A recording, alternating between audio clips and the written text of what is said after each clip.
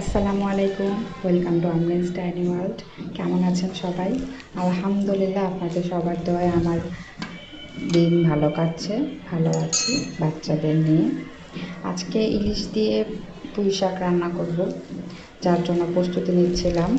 পেঁয়াজ, রসুন, কাঁচামরিচ সবগুলো একসাথে ব্লেন্ড করে নিলাম মশলা কষাবো বলে।